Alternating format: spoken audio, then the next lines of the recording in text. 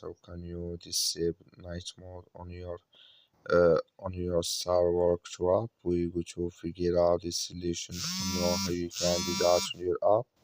So you just follow these ways, then it's going to work with you. So all you have to do, you just go down, clicking this sign down here. So then it's going to take you to this list. It's going to show for you like this here. You click here on settings. Then you come to this list. It's going to show for you like this. You come here to night mode.